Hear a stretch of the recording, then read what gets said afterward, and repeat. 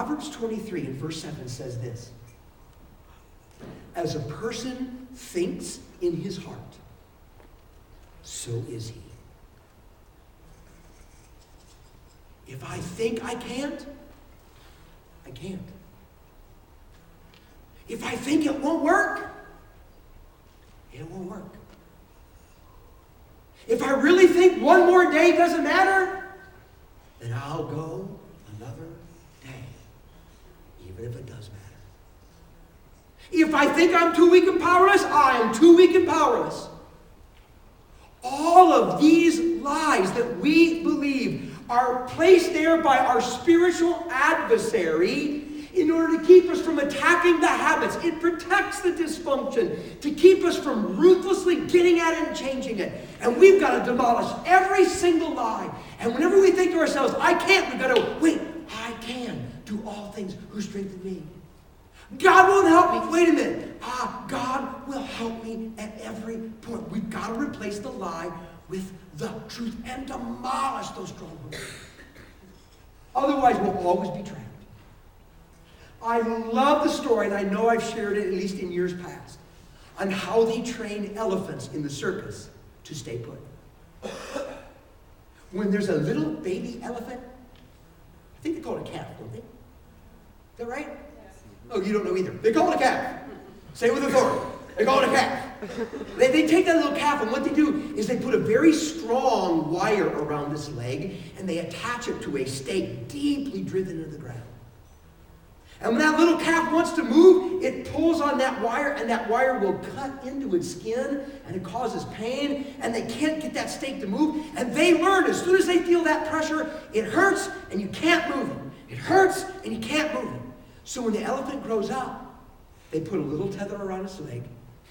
They take a little stake, tap it into the ground, and that elephant begins to move, and when it feels that pressure, it stops. Because it thinks to itself, can't move. Can't go. Ooh, no, there I am. I'm stuck right here. I can only walk right here. When that elephant, if it wanted to, could just move that leg a little bit more and rip that stake right on the ground and go wherever it wanted to go. It's trapped because it believes something that's not true.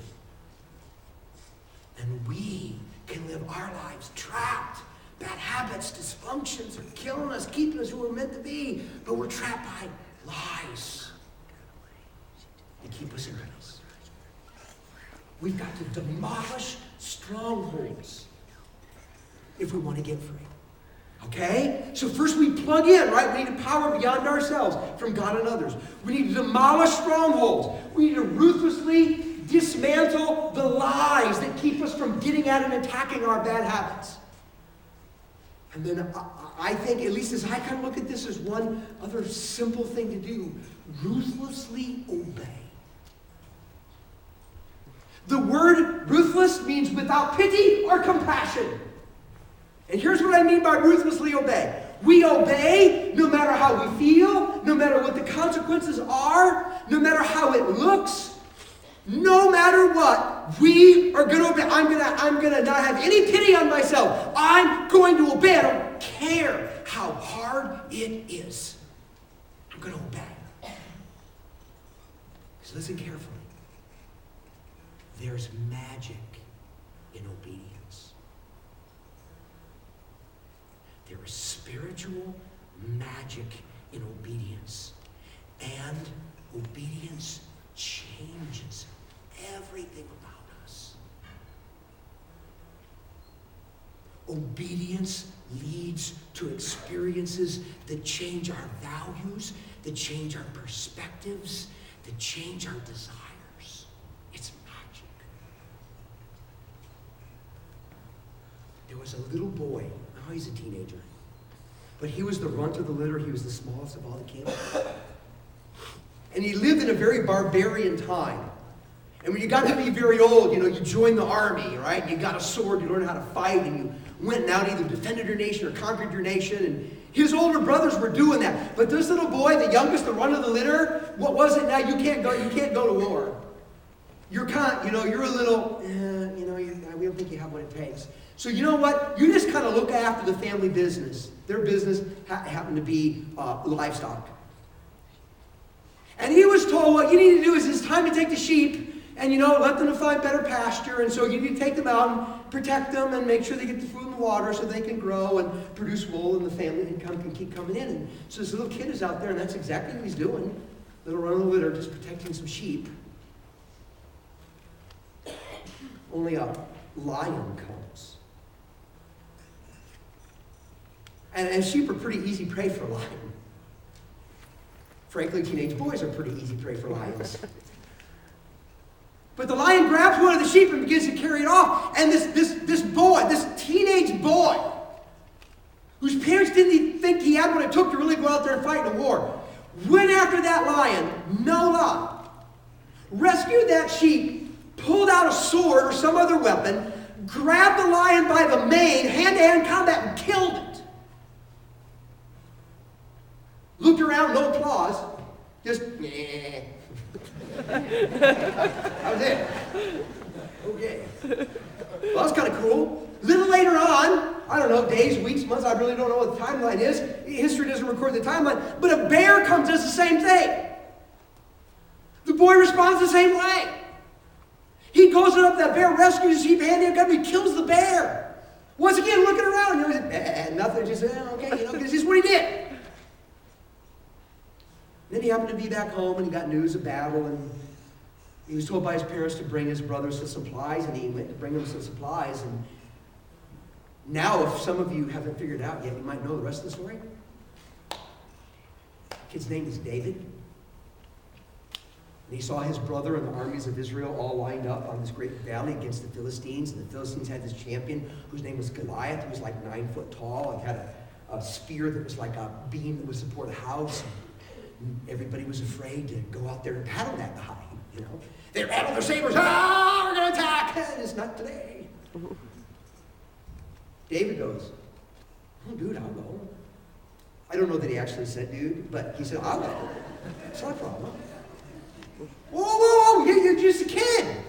You're not battle tested. Oh, wait. Back then when nobody could see, I did what I was supposed to do. I fulfilled my responsibility. I obeyed. And what I learned is this. I learned that God can help me win any battle. I've learned that I can overcome my fears and I can be victorious. And I've seen that God is there to help me if I'll just stand up and do right. And because of the perspective I have and the values I have that got forged for obedience there, I can stand here today and face any giant they throw at me. You know how David got to be David? What he experienced when he obeyed. See, here's what we think. Here's what I think. God changed my values. God changed my perspective. Okay? And if you'll change my values and my perspective, then I'll obey. And God says, if you obey, I'll change your values and I'll change your perspective and I'll change your desires. Obedience is like magic. You commit it, and it's like you experience things that make you never the same again. And if I get it right, if I'm reading the scriptures, correctly, if we just plug in, I got power coming in beyond myself. And then I'll demolish strongholds. I will absolutely obliterate the lies that protect my bad habit with the truth that comes from God. And that's going to be my self-talk rather than the lies. And as I tear down those strongholds, I just ruthlessly obey, no matter how I feel, no matter how hard it is, and what the consequences are. Magic gets worked. And I become a different person. And I'm free. Would you like to be free?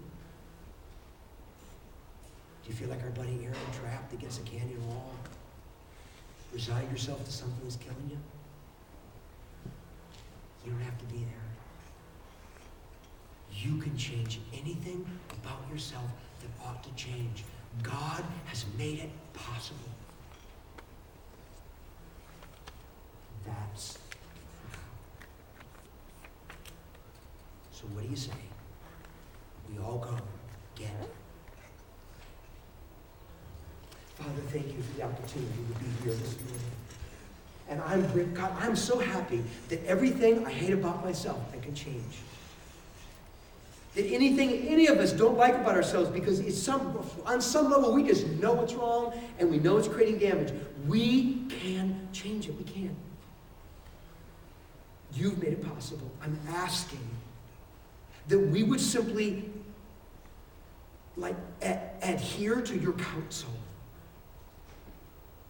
And that we'll plug in and we'll begin demolishing those strongholds of lies, and we will just ruthlessly obey. And as that happens this week, may we find ourselves suddenly, wonderfully free. Experiencing life more like it was meant to be experienced. Being more of who we were meant to be. May these things happen in all of us this week, I pray. In Jesus' name.